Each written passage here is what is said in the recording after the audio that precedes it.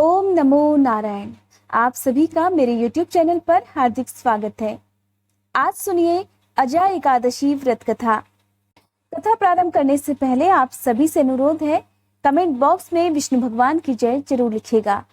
भगवान कृष्ण समय समय पर धर्मराज युधिष्ठिर को एकादशी व्रत के महत्व और इसकी कथा के बारे में बताते रहते हैं। सावन माह बीत जाने पर जब धर्मराज युधिष्ठिर ने भगवान कृष्ण से भाद्रपद मास की कृष्ण पक्ष की एकादशी के बारे में पूछा, तब भगवान कृष्ण कहने लगे, हे धर्मराज, अजय एकादशी का यह व्रत हर तरह के पापों से मुक्ति दिलाने वाला है। इस व्रत को करने से व्यक्ति बार बार जीवन मरण के बंधन में नहीं बंधता, अंत समय में मोक्ष को प्राप्त करता है।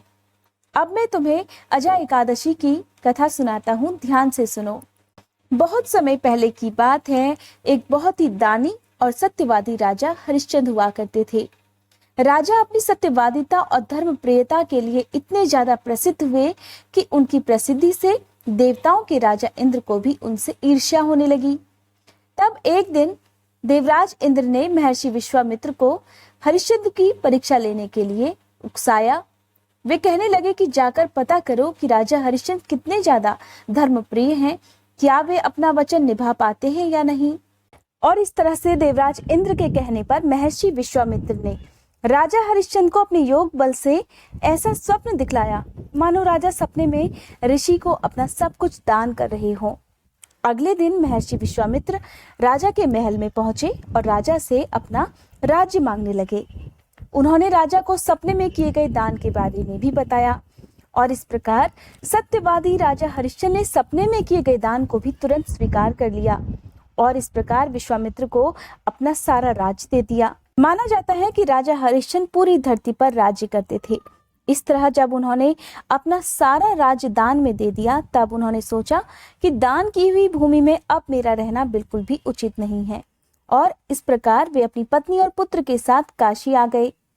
पुराणों में ऐसा वर्णन मिलता है कि काशी भगवान शंकर के त्रिशूल पर बसी हुई है और यही कारण है कि काशी को धरती पर होने के बावजूद भी इस धरती से अलग माना जाता है। इस प्रकार जब राजा अपने महल से चलने लगे, तब ऋषि विश्वामित्र उनसे कहने लगे, हे राजन, जब तब दान आदि बिना दक्षिणा किए सफल नहीं माने जाते। तुमने इतना बड़ा राज्य तो दान में दे दिया है, अब बदले में तुम्हें 1000 सोने की मोहरें और देनी पड़ेंगी। अगर तुम दक्षिणा में 1000 सोने की मोहरें नहीं दे सकते तो यह सब जब तब दान अधूरा है। इस प्रकार जब राजा हरिश्चंद्र ने यह बात सुनी, तब वे सोचने लगे कि अब तो मेरे पास देने को धन बचा ही नहीं, मैं अपना सब कुछ तो दान कर चुका हूँ। राजा हरिश्चंद्र अपने धर्म का पालन करने और अपने वचन को निभाने में 1 इंच भी पीछे नहीं हट सकते थे। तब उन्होंने ऋषि से दक्षिणा देने के लिए 1 महीने का समय मांगा और इस प्रकार वे काशी आ गए। काशी में आकर उन्होंने अपनी पत्नी रानी शव्या को एक ब्राह्मण के हाथों बेच दिया, क्योंकि राजा हरिश्चंद्र का पुत्र रोहिताश्व अभी बहुत छोटा था और अपनी मां के बिना वो रह नहीं सकता था। इस प्रकार प्रार्थना करने पर ब्राह्मण ने उस बालक को अपनी मां के साथ रहने की आज्ञा दे दी। तब राजा हरिश्चंद्र ने स्वयं को एक चांडाल के हाथों बेच दिया और इस प्रकार ऋषि विश्वामित्र को 1000 मोहरें दक्षिणा में दे दी। उधर महारानी शव्या एक दासी बनकर ब्राह्मण के घर में काम करने लगी। चांडाल के सेवक होकर राजा हरिश्चंद्र शमशान घाट की चौकीदारी करने लगे। शमशान में जितने भी मुर्दे जलाने के लिए लाए जाते, उनसे कर लेने के बाद ही उन्हें जलाने का काम चांडाल ने राजा हरिश्चंद्र को सौंप दिया था। एक दिन की बात है, शमशान भूमि की तरफ गौतम ऋषि आए हुए थे। तब राजा ने ऋषि को प्रणाम किया और गौतम ऋषि ने उनकी यह हालत देखकर कहा कि हे राजन, अपने पूर्व जन्म के किसी पाप के कारण ही आज आपकी यह दशा हुई है। अगर तुम भाद्रपद मास के कृष्ण पक्ष की अजय एकादशी का व्रत करो, विधि विधान से पूजा करने के बाद अगर तुम अजय एकादशी व्रत की कथा सुनोगे, तो तुम्हारी इस हालत से तुम्हें मुक्ति मिल जाएगी। तुम्हारे पूर्व जन्म के पापों का प्रायश्चित भी हो जाएगा। इस प्रकार ऋषि की बात मानकर राजा हरिश्चंद्र अजय एकादशी का व्रत करने लगे। एक दिन की बात है, राजकुमार रोहिताश्व ब्राह्मण की पूजा के लिए बगीचे से फूल चुन रहा था। तभी अचानक उसे एक सांप ने काट लिया।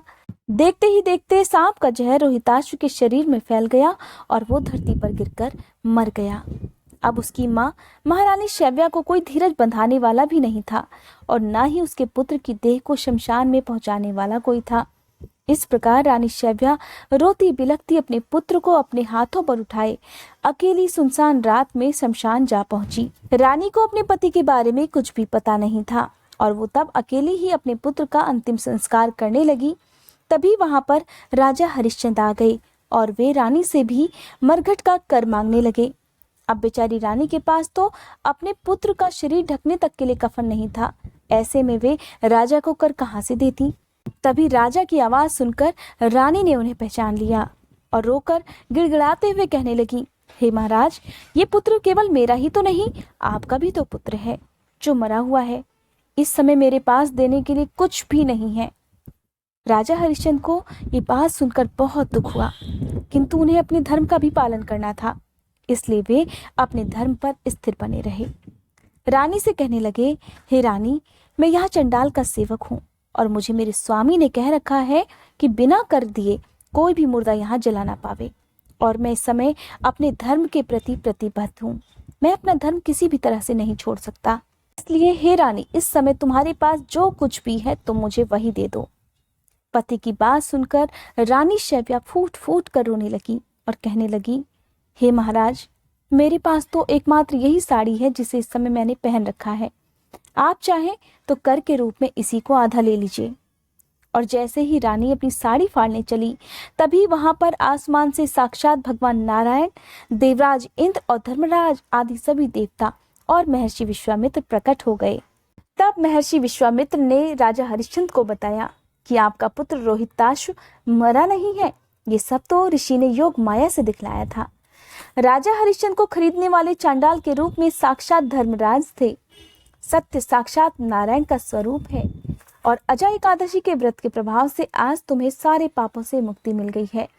सत्यवादिता के प्रभाव से राजा हरिश्चंद्र महारानी शैव्या के साथ भगवान के धाम में चले गए। राजा हरिश्चंद्र के स्वर्गलोक सिधार जाने पर महर्षि विश्वामित्र ने राजकुमार रोहिताश्व को अयोध्या का राजा बना दिया, जिस पर राजा हरिश्चंद्र राज्य करते थे। यह थी भाद्रपद मास के कृष्ण पक्ष में सुनी जाने वाली अजय एकादशी व्रत की कथा। अगर आपको आज की ये वीडियो जरा भी अच्छी लगी हो तो इस वीडियो को लाइक करने के साथ साथ मेरे चैनल को सब्सक्राइब करके बेल आइकन प्रेस कीजिएगा और कमेंट बॉक्स में मुझे जरूर बताइएगा कि ये वीडियो आपको कैसी लगी।